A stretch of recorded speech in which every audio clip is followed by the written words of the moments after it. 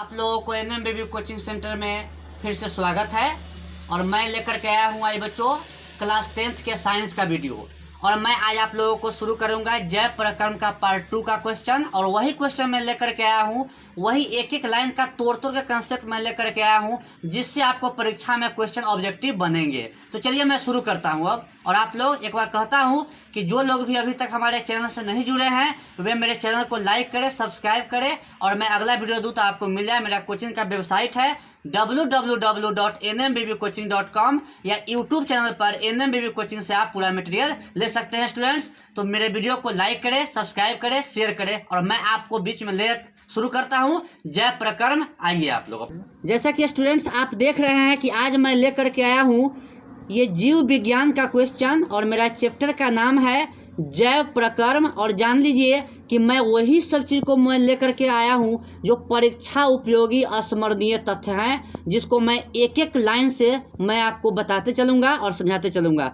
ध्यान देंगे, ये पहला पॉइंट को देखिए, मैंने आपको बताया था इसमें है कि जीवन के अनुरक्षण के लिए पोषण, श्वसन और उत्सर्जन आदि आवश्यक प्रक्रम है, जिसे जैव प्रक्रम कहते हैं। स्टूडेंट्स आपको क्वेश्चन एग्जाम में पूछेगा कि जैव प्रक्रम किसे कहते हैं, तो इसका आंसर आप बिल्कुल दे सकते हैं कि जीवन के अनुरक्षण के लिए पोषण, श्वसन और उत्सर्जन आदि आवश्यक प्रक्रम है, जिसे जैव प्रक्रम कहते हैं। पॉइंट अब नंबर 2 देखिए स्टूडेंट्स, मैं दूसरा पॉइंट बता रहा हूँ जिसमें है कि पोषण एक ऐसा जैव प्रक्रम है जिसमें जंतु या पौधे भोजन में उपलब्ध आवश्यक पोषक तत्वों को अवशोषित कर ऊर्जा प्राप्त करता है और अपने जैविक क्रियाओं को संपन्न करता है। तो स्टूडेंट्स इससे आपको क्वेश्चन ये बन सकता है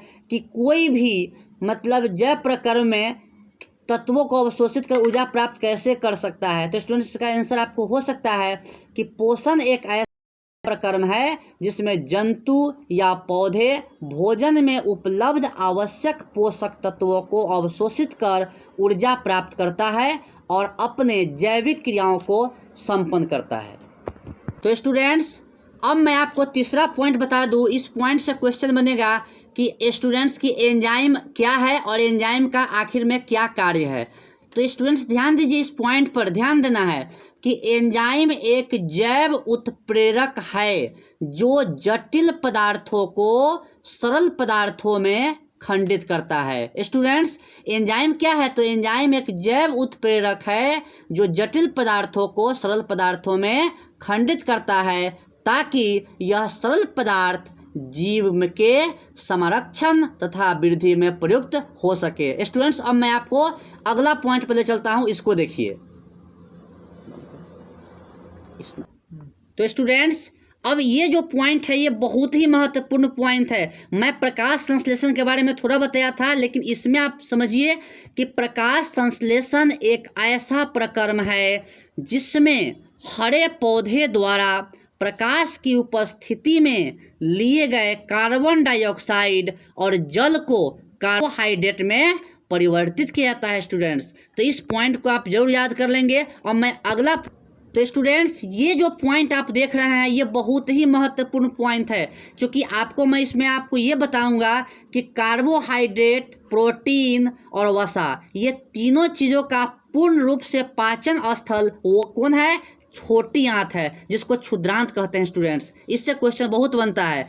तो क्षुद्रांत मतलब छोटी आंत कार्बोहाइड्रेट, प्रोटीन और वसा के पूर्ण पाचन का स्थल है, यानी कि अंतिम बार में भोजन यहीं पर पच जाता है। स्टूडेंट्स अब मैं आपको इस पॉइंट पर ले चलता हूं। देखिए, जंतु में प्रोटीन के पाचन के लिए ट्रिप्सिन और वसा के पाचन के लिए लाइपेज एंजाइम अग्नाशय से स्रावित होता है। स्टूडेंट्स इस पॉइंट को ध्यान देंगे कि जंतु जो है उसमें प्रोटीन के पाचन के लिए ट्रिप्सिन और वसा के पाचन के लिए लाइपेज एंजाइम अग्नाशय से स्रावित होता है। स्टूडेंट्स इस पॉइंट को देखेंगे।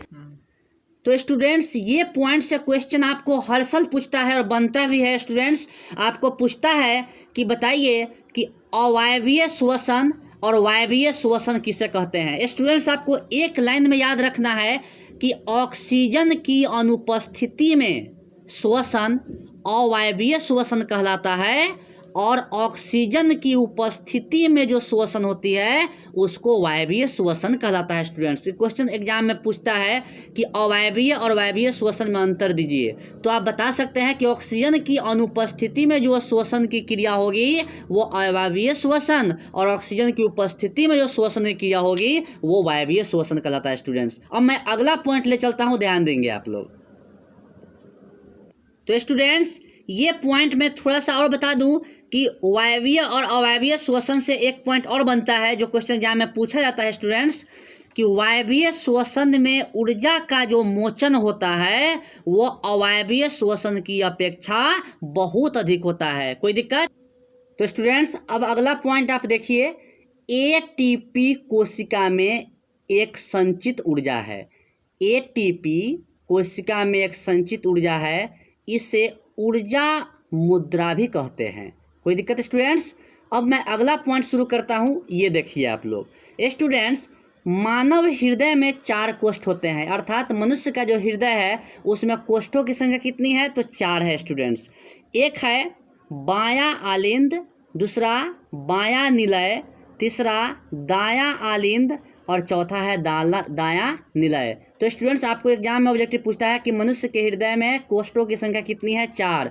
तो बायां आलिंद, बायां निलय, दायां आलिंद और दायां निलय। चलिए स्टूडेंट्स अब मैं आपको ये बता दूं, ये आलिंद और जो निलय है जो ये जो हृदय से संबंधित, इसके बारे में ये पॉइंट बहुत ही इंपॉर्टेंट है स्टूडेंट्स और आप इसको याद रखेंगे।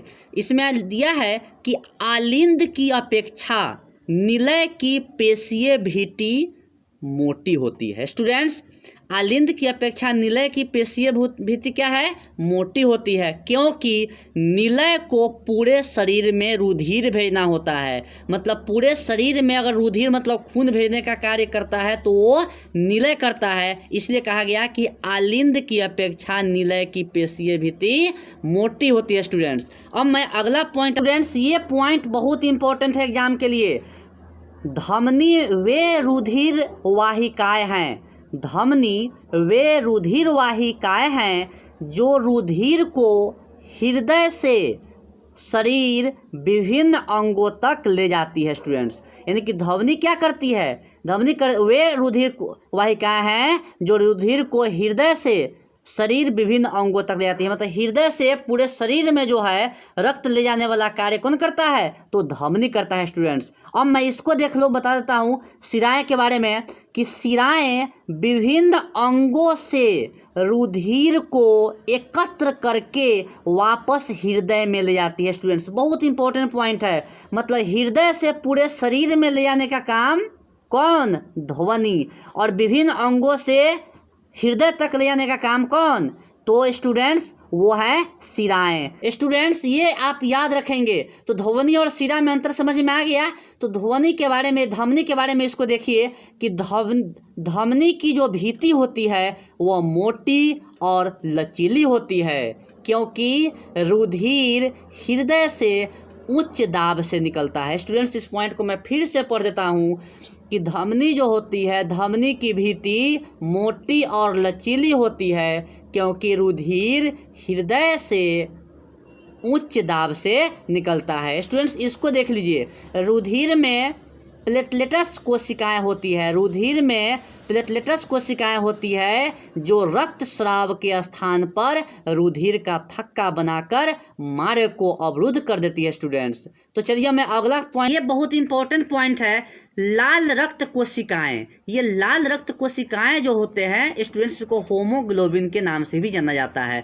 तो स्टूडेंट्स ये होमोग्लोबिन का जो निर्माण है हमारी अस्थि मज्जा में होती है। स्टूडेंट्स बहुत इंपॉर्टेंट पॉइंट है कि होमोग्लोबिन या लाल रक्त कणिकाएं का निर्माण कहाँ होता है? तो स्टूडेंट्स अस्थि मज्जा में होता है। स्टूडेंट्स इस पॉइंट को आप देखिए, रक्त का लाल रंग मुख्य रूप से ऑक्सीजन युक्त लाल कोशिकाओं के कारण होता है। अर्थात स्टूडेंट्स होमोग्लोबिन के ही वजह से रक्त का जो रंग है वो लाल होता है। इस बात को याद रखेंगे। स्टूडेंट्स इससे ऑब्जेक्टिव क्वेश्चन बनता है, स्टूडेंट्स ये बनता है कि लाल रक्त कोशिका या श्वेत रक्त कोशिका या प्लेटलेट्स के वहन में सहायक कौन होता है? तो स्टूडेंट्स इस पॉइंट को आप याद रखेंगे। लसिका या उत्तक तरल जो लाल रक्त कोशिका, श्वेत रक्त कोशिका और प्लेटलेट्स के वहन में सहायक होता है स्टूडेंट्स। अब मैं इस पॉइंट को बता दूं, पचा हुआ तथा क्षुद्रांत, जिसको छोटी आंत भी कहते हैं, तो पचा हुआ तथा क्षुद्रांत द्वारा अवशोषित वसा का वहन लसिका द्वारा होता है स्टूडेंट्स। यानी पचा हुआ तथा क्षुद्रांत द्वारा अवशोषित वसा का वहन लसिका द्वारा होता है स्टूडेंट्स। तो अगर आप इस पॉइंट को भूलेंगे नहीं। देखिए स्टूडेंट्स, पौधे के बारे में बात करता हूँ तो जड़ से पत्तियों तक परिवहन, अर्थात जड़ से पत्ता तक ले जाने का जो कार्य है वो जाइलम द्वारा होता है। यानी कि पादप में जल और खनिज लवणों का परिवहन, पादप में जल और खनिज लवणों का परिवहन कहाँ से? तो जड़ से पत्तियों तक जाइलम द्वारा होता है स्टूडेंट्स। कोई दिक्कत? लेकर के फिर जड़ तक जो आने का कार्य करेगा वो फ्लोएम द्वारा होता है स्टूडेंट्स। कोई दिक्कत? अगला पॉइंट आप देखिए, बहुत इंपॉर्टेंट। प्रकाश संश्लेषण से हरे पत्तियों में बने भोज्य पदार्थ का परिवहन फ्लोएम द्वारा संपन्न किया जाता है स्टूडेंट्स। अर्थात समझ गए आप लोग कि अगर पत्ता से जड़ तक ले जाने का काम फ्लोएम और जड़ से पत्ता तक ले जाने का काम जाइलम स्टूडेंट्स। अब अगला पॉइंट, आधारक उपापचयी वर्ज्य पदार्थ का निष्कासन उत्सर्जन कहलाता है। स्टूडेंट्स आपको समझा दूं, उत्सर्जन किसे कहते हैं? तो हानिकारक उपापचयी वर्ज्य पदार्थ का निष्कासन उत्सर्जन कहलाता है। वृक्क जो है, वृक्क वह मानव का एक उत्सर्जन तंत्र है। वृक्क क्या है? मानव का एक उत्सर्जन तंत्र है। तो स्टूडेंट्स, मैं आशा करता हूँ कि जैव प्रक्रम से संबंधित जो महत्वपूर्ण बिंदु है जो मैंने बताया, आप एकदम कॉपी और कलम लेकर के उस सारे बिंदु को आप लिख लेंगे और मेरे वीडियो को 2 बार 3 बार सुनेंगे। मैं उम्मीद करता हूं कि इस तरह से तैयारी आप लोग कर लीजिएगा तो जैव प्रक्रम से आपको 1 नंबर ऑब्जेक्टिव क्वेश्चन नहीं छूटेगा। और मैं अगला वीडियो जल्द ही लेकर पहुंचूंगा जिसमें मैं वस्तुनिष्ठ प्रश्नों को समाहित करूंगा। और मैं जाते जाते एक बार फिर से कहता हूँ कि अगर मेरे आप कोचिंग का जो साइट है या यूट्यूब चैनल है उसको सब्सक्राइब नहीं किया है तो सब्सक्राइब करें, लाइक करें और आपके हर समस्या में हर सॉल्यूशन के लिए आपके साथ है NMBB कोचिंग सेंटर। धन्यवाद।